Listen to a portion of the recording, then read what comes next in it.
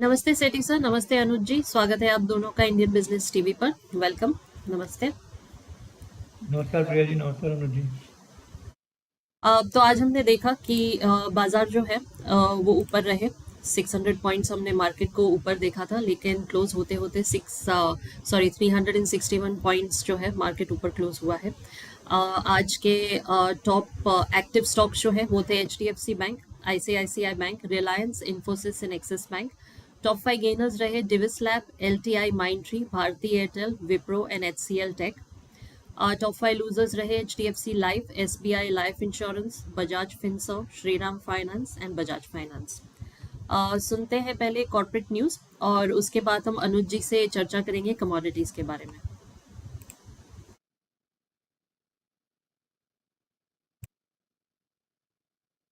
का 2,000 करोड़ रुपए का निवेश, मनाप्राई में 5,000 नौकरियां पैदा होंगी।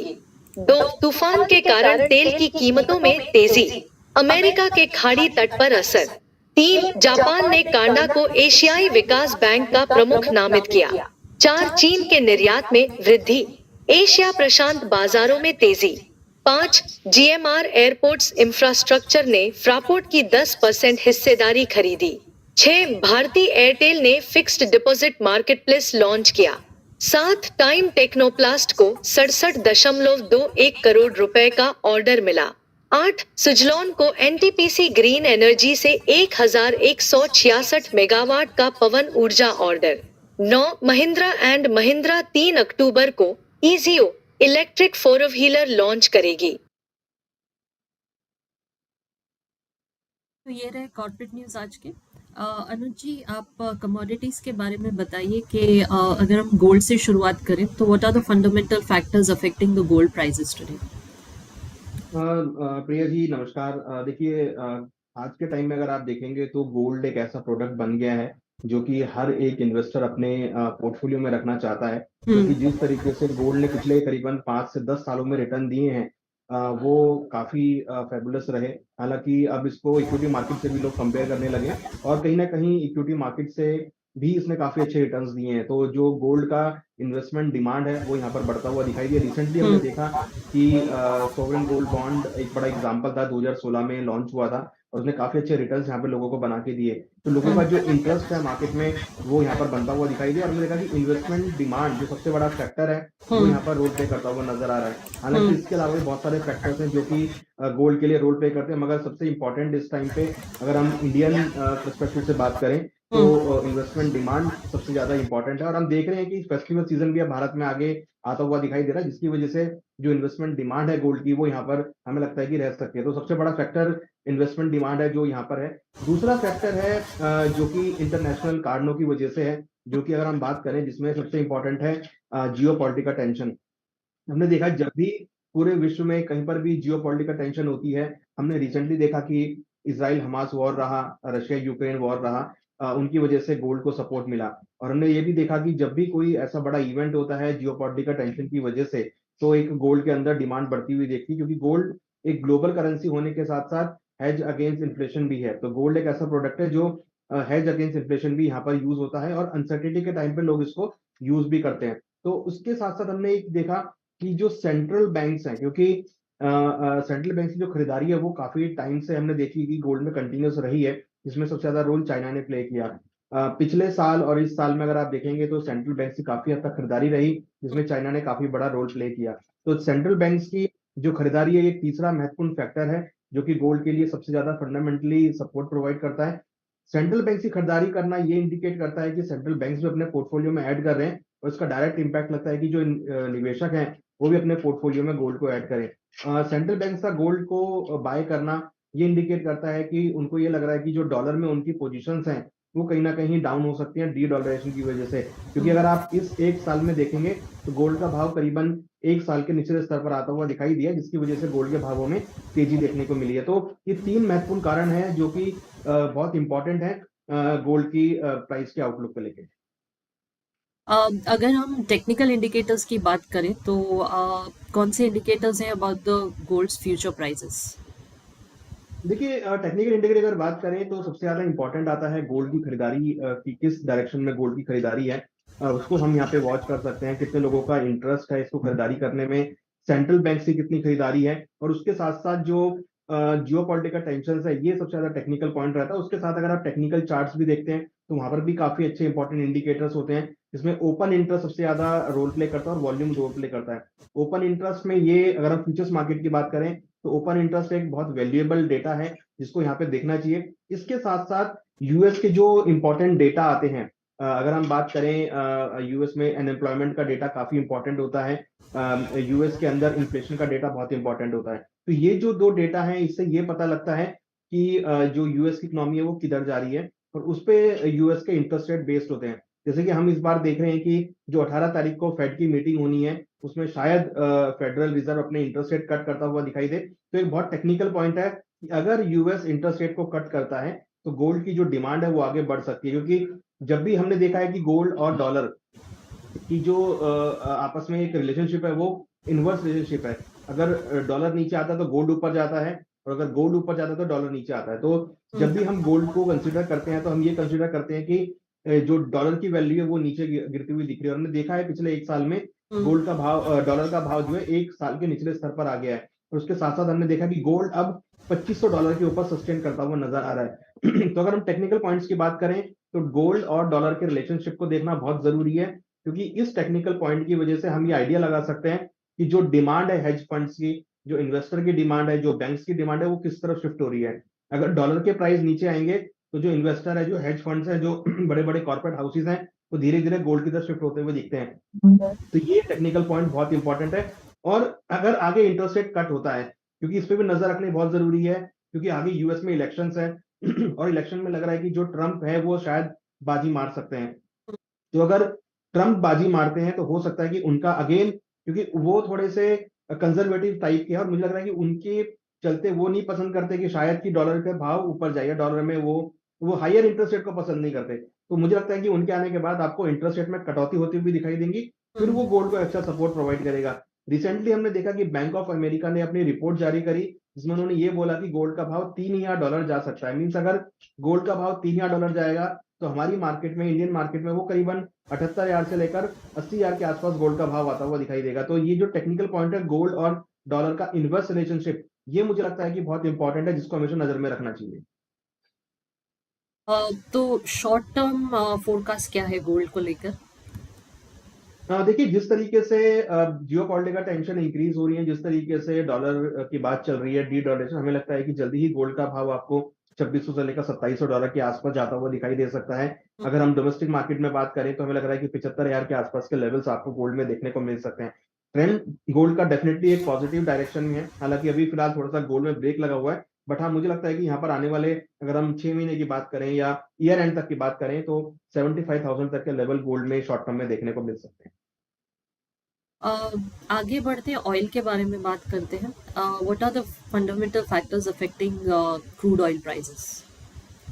देखिए, हमने देखा था साल के स्टार्टिंग में गोल्ड का भाव, क्रूड का भाव $90 के आसपास था, जो कि अब करीबन $68 के आसपास है। तो क्रूड के लिए सबसे इंपॉर्टेंट जो अभी फैक्टर है वो है चाइना की डिमांड। चाइना की डिमांड बिल्कुल नहीं है, क्योंकि अगर आप चाइना का डेटा देखेंगे तो चाइना उतने लेवल पर ग्रो नहीं कर पा रहा है जहां पर डिमांड बढ़नी चाहिए। उसके साथ साथ अगर हम बात करें क्रूड की, तो क्रूड के अंदर यूएस की जो सप्लाईज हैं वो कंटिन्यूस बढ़ती हुई दिखाई दे रही है। तो क्रूड की जो सप्लाईज बढ़ी है यूएस में, वो इंडिकेट कर रही है कि क्रूड की डिमांड जो है वो उस लेवल पे नहीं है जिस लेवल पे सप्लाईज आ रही हैं। जिसकी वजह से हमने देखा कि क्रूड का जो प्राइस था वो ऑलमोस्ट $70 के नीचे आता हुआ दिखाई दिया, ऑलमोस्ट 10 महीने के निचले स्तरों पर आता हुआ दिखाई दिया है। तो इट मीन्स कि ये इंडिकेट कर रहा है कि क्रूड के जो भाव है वो डिमांड की वजह से इफेक्ट हुए हैं और सप्लाई बढ़ती हुई दिखाई दी है। हालांकि अगर आप बात करें तो ओपेक मेंबर्स का अभी जो सिग्नल आ रहा है कि वो शायद प्रोडक्शन और बढ़ा सकते हैं। तो अगर ओपेक मेंबर्स प्रोडक्शन बढ़ाते हैं तो अगेन हम एक सप्लाई बढ़ती हुई देखेंगे, फिर अगेन एक सेलिंग प्रेशर आ सकता है। मगर साथ साथ ये भी इंडिकेशन है कि हमने ये साइकिल देखा है, जब क्रूड के भाव $70 के आसपास आते हैं तो जो ओपेक मेंबर्स हैं या जो अरब कंट्रीज हैं या जो ऑयल प्रोड्यूसिंग कंट्रीज हैं, वो अपना प्रोडक्शन कट कर देती है, क्योंकि उनके लिए वो क्रूड का प्राइस ब्रेड एंड बटर होता है। बट जैसे ही क्रूड के प्राइस $100 के आसपास जाते हैं तो यूएस, यूरोप ये अपना प्रोडक्शन बढ़ाना चालू कर देते हैं, क्योंकि $100 जाने की वजह से वहां पर इन्फ्लेशन बढ़ जाता है। तो यूएस के लिए हमेशा से इन्फ्लेशन बहुत बड़ा कंसर्न रहा है। तो ये एक 70 से लेकर $100 के बीच की रेस है, जिसके बीच में क्रूड हम देख रहे हैं काफी समय से मूव करता हुआ दिख रहा है। और अब हम देखें तो क्रूड का प्राइस धीरे-धीरे सपोर्ट के आसपास आया है। हमें लगता है कि हो सकता है कि क्रूड के प्राइस अगर नीचे आएँगे, तो फिर ओपेक शायद अपना प्रोडक्शन कटौती करता हुआ दिखाई दे। तो इसलिए क्रूड के लिए इंपॉर्टेंट पॉइंट है क्रूड का प्रोडक्शन और डिमांड एंड सप्लाई। जी। अगर ग्लोबल ऑयल डिमांड की बात करें तो आपके प्रोजेक्शंस क्या हैं? देखिए, हमें लगता है कि चाइना की जो डिमांड है वो यहाँ पर अभी फिलहाल कम रहेगी, कोई ज़्यादा हमें लग नहीं रही है। क्योंकि अगर आप देखेंगे तो जिस तरीके से इकोनॉमी शिफ्ट हो रही है धीरे-धीरे ईवीज़ के ऊपर, जो कि सबसे बड़ा पहलू है। उसके साथ-साथ अगर आप देखेंगे तो इंडिया ने भी अभी अपनी इथेनॉल पॉलिसी लॉन्च करी है, जिसमें इथेनॉल जो है वो ब्लेंडेड होगा क्रूड में, तो वहाँ भी डिमांड कम होती हुई दिखाई देगी। दोनों नेशंस जो है बहुत बड़े कंज्यूमर हैं क्रूड ऑयल के। तो अगर चाइना और इंडिया की तरफ से डिमांड कम होगी तो पूरे वर्ल्ड पर इम्पैक्ट करेगी। तो मुझे लगता है कि आगे भी जो डिमांड है वो कम रहेगी, बट हाँ, उसके चलते हो सकता है कि ओपेक कंट्रीज जो है अपना प्रोडक्शन कट करती हुई दिखाई दे। तो हमें लगता है कि उसकी वजह से क्रूड के प्राइस इफेक्ट रहेंगे। जी। टेक्निकल इंडिकेटर्स क्या है for future crude oil prices? देखिए, टेक्निकल इंडिकेटर्स की बात करें तो यहाँ पर मुझे लगता है कि जो जियोपॉलिटिकल टेंशन्स है वो सबसे ज़्यादा इंपॉर्टेंट है। हमने रिसेंटली देखा इज़राइल हमास में वॉर सिचुएशन होती हुई दिखाई दी है, जो कि अभी भी चल ही रही है। रशिया यूक्रेन में भी अभी तक सिचुएशन ऐसी ही है। तो इम्पोर्टेंट है कि जब तक क्योंकि क्रूड एक ऐसा प्रोडक्ट है जो सबसे ज़्यादा इंपॉर्टेंट रोल प्ले करता है, तो अगर कोई भी जियोपॉलिटिकल टेंशन होती है तो वहाँ पर आपको क्रूड में तेज़ी आती हुई दिखाई देगी। अन्यथा हमें लगता है कि क्रूड के लिए जो सेंटिमेंट है वो एक साइडवेज रहेंगे। तो टेक्निकल इंडिकेटर की अगर बात करें तो मुझे लगता है कि क्रूड के अंदर सबसे ज़्यादा इंपॉर्टेंट जो पहलू है वो है जियोपॉलिटिकल टेंशन का, क्योंकि जियोपॉलिटिकल टेंशन जो एक ऐसा इंडिकेटर है, अगर जियोपॉलिटिकल टेंशन मार्केट में रहेगी तो फिर क्रूड के भाव सपोर्ट लेते हुए दिखाई देंगे। सेठी सर, योर क्वेश्चंस? मैं इस सवाल को थोड़ा अलग करके पूछता हूँ अनुज जी, जी। कि जनरली ये पूछते हैं कि जो इकोनॉमिक इंडिकेटर्स हैं, जीडीपी ग्रोथ और इन्फ्लेशन, इसका प्रभाव गोल्ड पर क्या पड़ता है, गोल्ड प्राइसेस देखिए, पर? मैं इस सवाल को ऐसे पूछ रहा हूँ कि गोल्ड प्राइसेस का इन पे क्या इफेक्ट पड़ता है, कि इंडिकेटर्स वगैरह को कैसे प्रभावित करता है, गोल्ड कैसे प्रभावित करता है? तो देखिए दूसरे एंगल से लेकर देखिए। देखिए, गोल्ड जैसा कि हम मानते हैं कि ये एक डेड एसेट के तौर पे देखा जाता है, क्योंकि गोल्ड जब हम खरीदते हैं तो बेचने की सोचते नहीं है। तो जनरली जब हम गोल्ड में इन्वेस्टमेंट की बात करते हैं तो एक तरीके से वो इन्वेस्टमेंट आपकी ब्लॉक हो जाती है। जैसे अगर हम बात करें, कोई लेडी अगर ज्वेलरी परचेज करती है तो वो दोबारा उसको बेचने की नहीं सोचती। तो कहीं ना कहीं एक तरीके से वो डेड एसेट में चला जाता है। और गोल्ड में अगर हम इन्वेस्टमेंट करते हैं तो जो इन्वेस्टमेंट बाकी में जाना चाहिए, मनी मार्केट में जाना चाहिए, वो वहाँ पर ब्लॉक हो जाता है। क्योंकि गोल्ड एक करेंसी के तौर पर है और हम जनरली बहुत ही रेयर देखते हैं कि कोई अपना गोल्ड मार्केट में बेचने जाता है पैसों के लिए। वो हमेशा गोल्ड हो सकता है कि गोल्ड रिप्लेस करने जाए या पुराने गोल्ड के बदले नया गोल्ड लेने जाए, तो वो हो सकता है। मगर गोल्ड सिंस एक डेड एसेट है और इसमें अगर आप देखेंगे तो ये एक लॉन्ग टर्म के लिए होता है गोल्ड के अंदर इन्वेस्टमेंट, कोई शॉर्ट टर्म के लिए इन्वेस्टमेंट नहीं करता।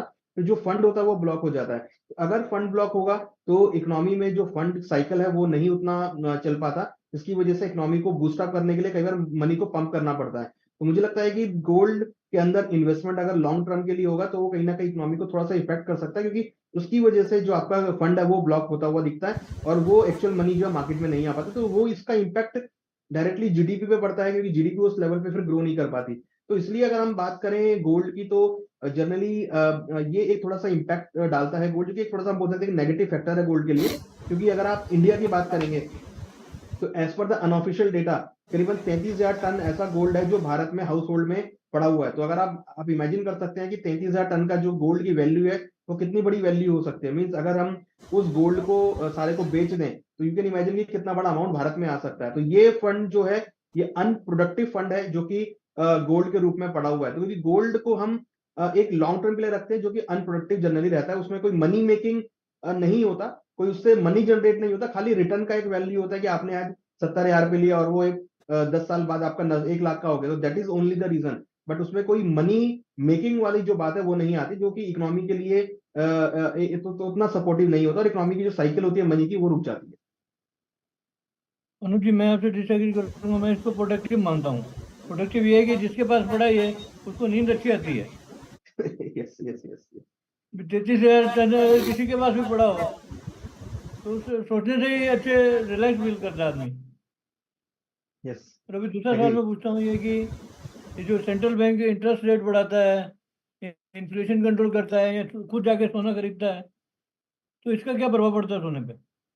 आम आदमी को मालूम नहीं है, वो सोचता है मैं ही खरीदता हूँ, लेकिन बैंक, रिजर्व बैंक खरीद रहा है तो क्या मतलब है उसका? और इंटरेस्ट रेट को कैसे वो मैच करता है, तो देखिए इसका प्रभाव गोल्ड पर भी पड़ता है?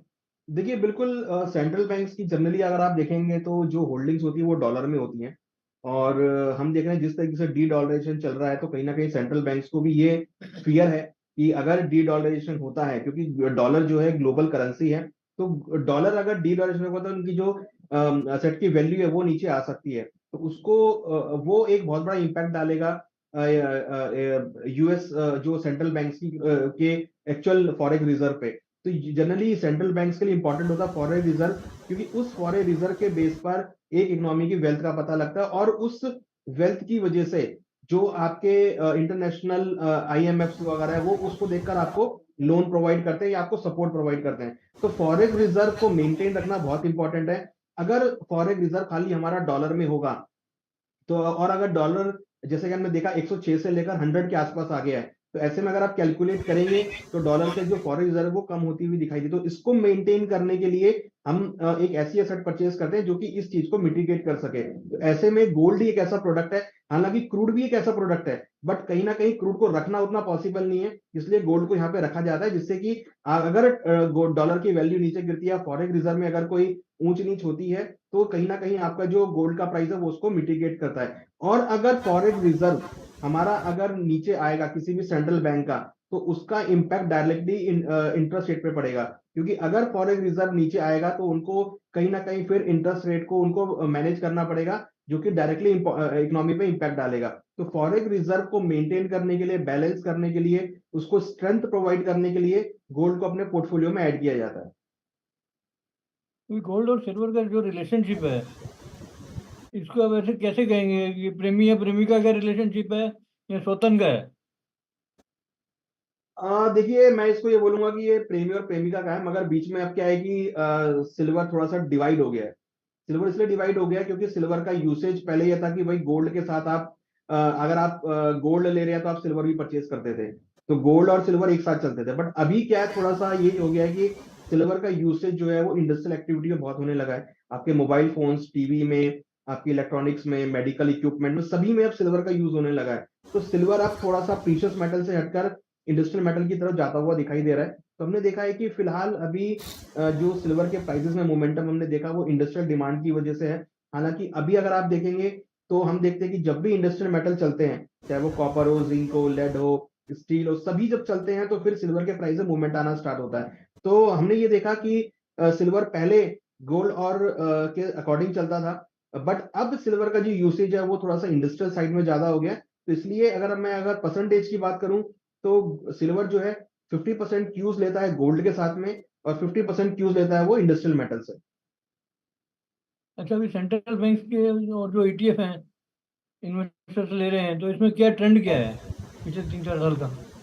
देखिए सेंट्रल बैंक्स की जो ईटीएफ है उसमें फिलहाल अभी हमने पिछले 2 महीनों से इन्फ्लो देखा, करीबन 13 टन के आसपास का इन्फ्लो ईटीएफ में आता हुआ दिया। तो बोलते हैं एसबीडीआर ईटीएफ, गोल्ड ईटीएफ, उसमें इन्फ्लो आता हुआ दिखाई दिया है। इवन सिल्वर के ईटीएफ में भी इन्फ्लो आता हुआ दिखाई दिया है। बट हाँ, स्पीड कम है एज कंपेयर, क्योंकि गोल्ड हम देख रहे हैं कि जो फिजिकल डिमांड है वो कंटिन्यूअस मार्केट में है। हालांकि ज्वेलरी की डिमांड घटी है, मगर उसके साथ साथ बार और कॉइन्स में लोगों ने ज्यादा पैसा गोल्ड में डाला है। उसके साथ साथ हमने देखा कि आरबीआई के जो बॉन्ड्स आए थे उसमें भी लोगों ने काफी अच्छा पैसा लगाया था, जो एसडीपी बॉन्ड्स आए थे। उसके साथ साथ जो एमसीएक्स के अंदर फ्यूचर्स मार्केट में कॉन्ट्रैक्ट है उसमें भी लोग बहुत अच्छी ट्रेडिंग करते हैं।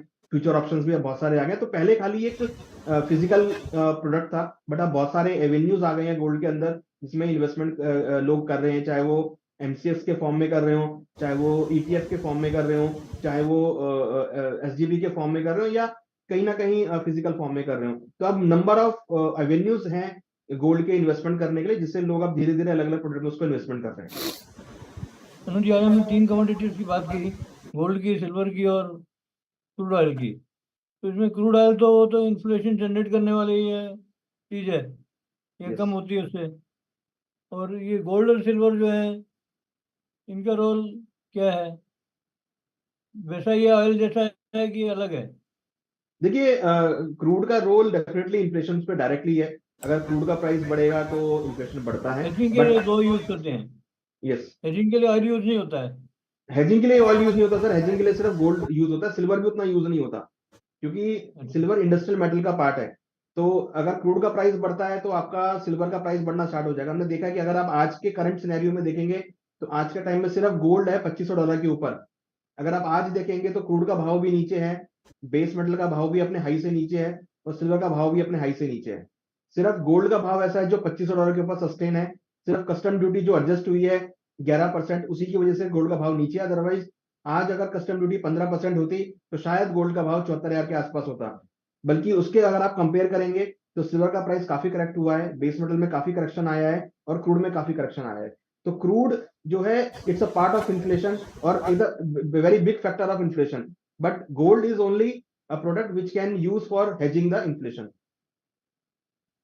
अभी एक चीज हमने देखी है कि इंटरेस्ट रेट जब बढ़ता है तो लोगों का ध्यान गोल्ड की तरफ जाता है, क्योंकि उनको ऐसा लगता है कि इंटरेस्ट रेट उतने नहीं बढ़े हैं जितने बढ़ने चाहिए। महंगाई ज़्यादा बढ़ी है, तो महंगाई ज़्यादा बढ़ी है तो गोल्ड जितना बढ़ेगा वो रियल सेंस में बढ़ेगा, उसको प्रोटेक्ट करेगा। इंटरेस्ट रेट तो 5-6% बढ़ा है, या 8% पे एफडी दे दिया उन्होंने, लेकिन एक्चुअल हो सकता है 16% हो महंगाई। तो बहुत सी चीज़ें तो इंडेक्स में आती नहीं है। तो इस बारे में आपके क्या विचार है? देखिए डेफिनेटली इंडेक्स में अगर आप देखेंगे तो बहुत नॉमिनल चीजें आती हैं, जिसका शायद भी मुझे लगता नहीं है कि कोई ज्यादा बड़ा इम्पैक्ट पड़ता हो।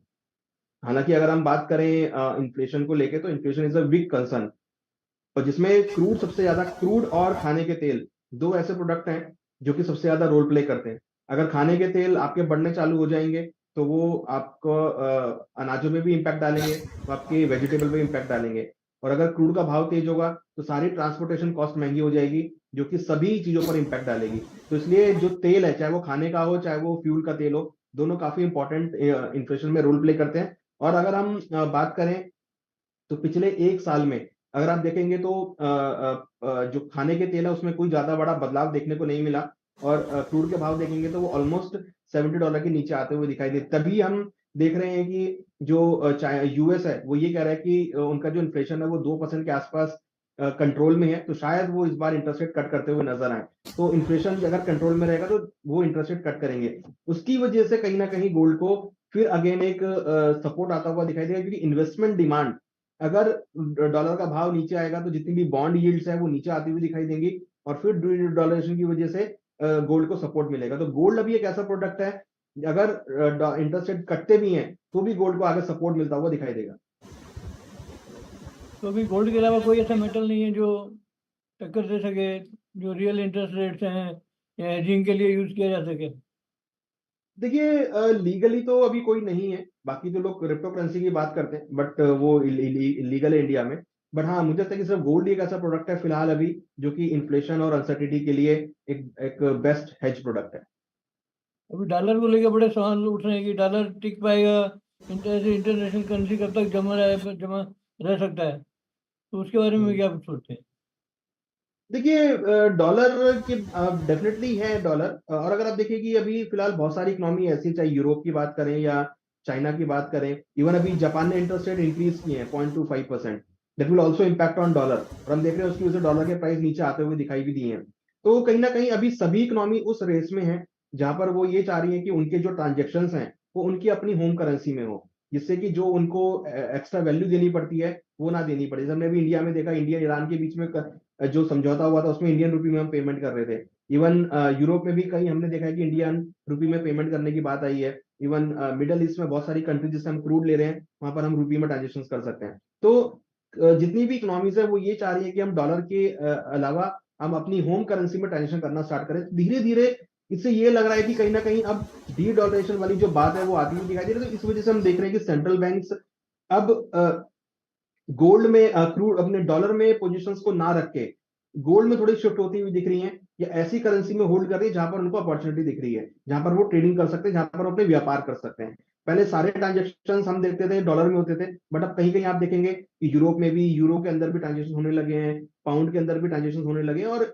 येन जो है वो भी होने लगे हैं, और साथ में युआन के अंदर भी ट्रांजेक्शन होने लगे हैं। तो डी-डॉलरेशन वाली जो बात है वो अब धीरे धीरे आ रही है, हालांकि स्पीड थोड़ी धीरे है, बट अभी से ही लोग इसका व्यू बनाते हुए चल रहे हैं कि डॉलर के अलावा भी आपकी पोजीशन दूसरी करेंसी में होना चाहिए, और गोल्ड एक ऐसी करेंसी समझ में आता है जो कि पूरे वर्ल्ड में आप कहीं पर भी उसको आप यूज कर सकते हो। तो डॉलर जाएगा तो रुपए का क्या होगा? रुपए मजबूत होगा या कमजोर पड़ेगा? देखिए, अगर आप इसको कंपेयर करेंगे तो पिछले एक साल में करीबन 0.90% हमारा रुपया वीक हुआ है, अगर हम जनवरी से लेकर अभी तक बात करें। बट उससे ज्यादा जो डेप्रिशिएट है वो यूएस का डॉलर हुआ है। तो इट मीन्स कि कहीं ना कहीं जो हमारा इंडियन रुपी है, वो जो वीकनेस हुई है वो डॉलर के मुकाबले कम वीकनेस हुआ है। तो इससे ये इंडिकेट हो रहा है कि कहीं ना कहीं जो इंडिया की करेंसी की स्ट्रेंथ है वो डेफिनेटली थोड़ी सी बरकरार है अभी, और उस पेस पे अभी हमारी जो इंडियन रुपया उतनी नहीं करेक्ट हुई है, क्योंकि जो इंडिया का फॉरेन रिजर्व है, जो इंडिया का गोल्ड रिजर्व है, या जो इंडिया के अपने फंडामेंटल फैक्टर्स हैं, तो एज कंपेयर यूएस के मुकाबले अभी थोड़े पॉजिटिव है, जिसकी वजह से हम उतने नहीं करेंसी वाइज नहीं करेक्ट हुए हैं। हालांकि हमारी स्टॉक मार्केट भी ऊपर चल रही है, जो कि एक बहुत बड़ा पहलू है इंडियन रुपी को लेके, और जो इंडिया के फैक्टर्स हैं वो भी काफी स्ट्रांग दिख रहे हैं। तो उसकी वजह से हमने देखा कि उतना रुपी नहीं करेक्ट हुआ है जितना यूएस डॉलर अदर करेंसी, या जितना डॉलर इंडेक्स अदर करेंसी के मुकाबले करेक्ट हुआ है। तो मुझे लगता है कि ये एक इंडिकेशन है कि आगे चलकर आपको धीरे धीरे जो डॉलर के अंदर टर्म्स हैं उसमें हो सकता है कि आपको कहीं ना कहीं एक कंसोलिडेशन आता हुआ दिखाई दे। और यहाँ एक सवाल ये भी तो है कि अगर रुपया करेक्ट नहीं होता है तो एक्सपोर्ट नहीं बढ़ेंगे, एक्सपोर्ट नहीं बढ़ेंगे तो रिजर्व नहीं बढ़ेंगे। देखिए, एक्सपोर्ट की अगर आप बात करेंगे तो इस बार हमारा करंट अकाउंट डेफिसिट जो था ऑलमोस्ट पॉजिटिव था, क्योंकि हमारे एक्सपोर्ट्स इंक्रीज हुए थे।